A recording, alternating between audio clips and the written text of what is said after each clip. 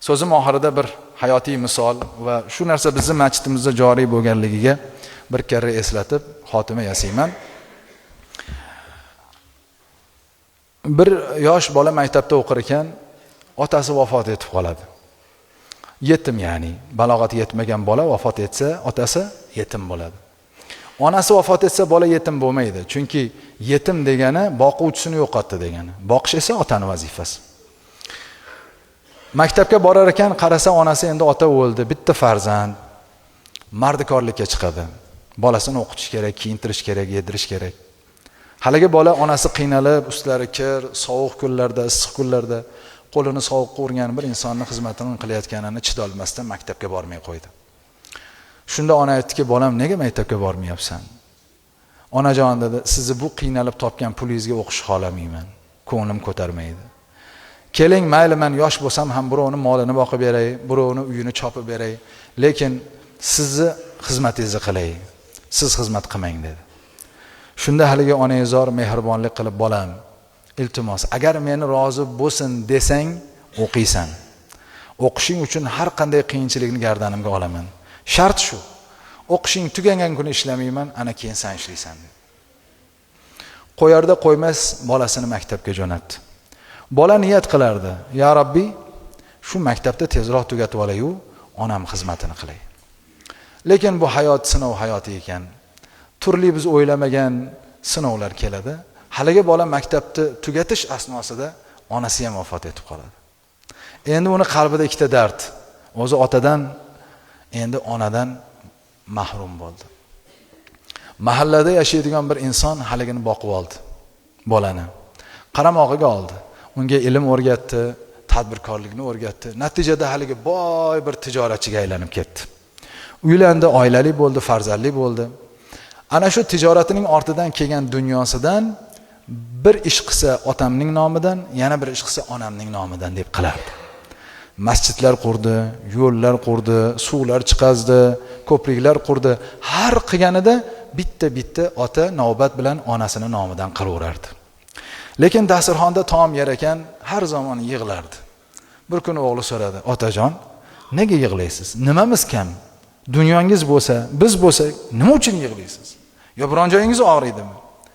Shunda ota javob berdiki, bolam, bu yig'i norozilik yig'isi emas, balki muhabbat yig'isi.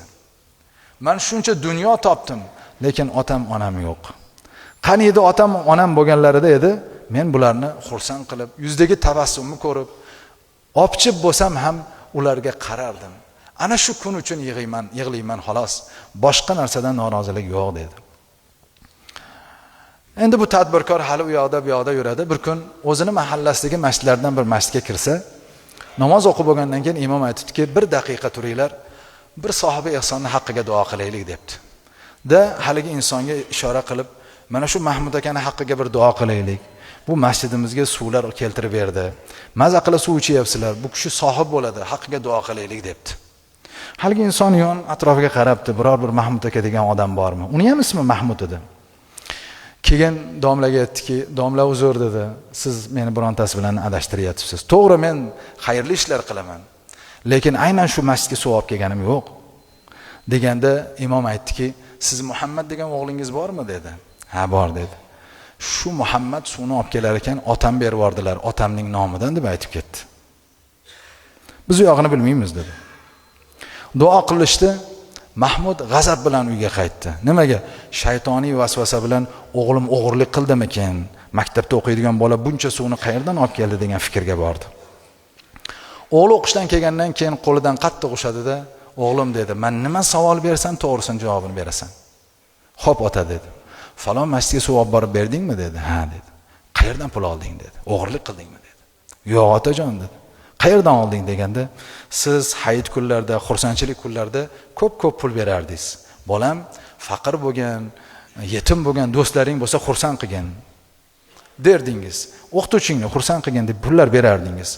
Ishlatardim, ortganini yig'ib yuruvdim.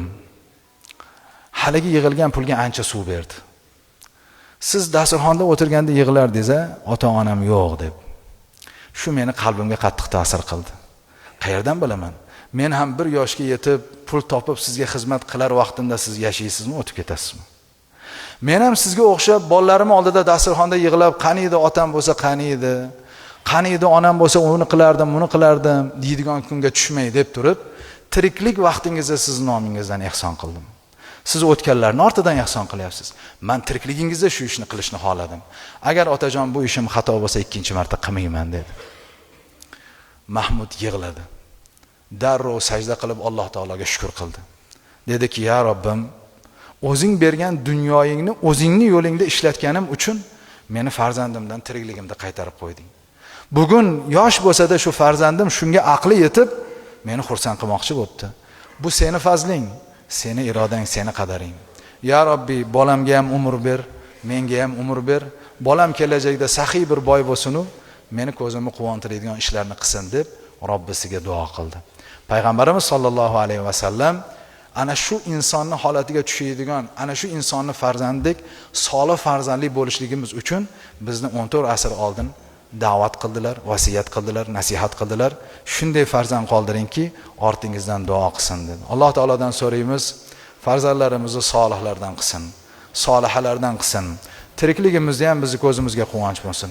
O'tganimizda esa ortimizdan istig'for aytadigan, ortimizdan haj qiladigan, ortimizdan ehsonlar qiladigan, ortimizdan sadaqa-i joriyalar qilib, otamning nomidan deydigan farzandlar bo'lishini Alloh taolo nasib ro'za aylasin.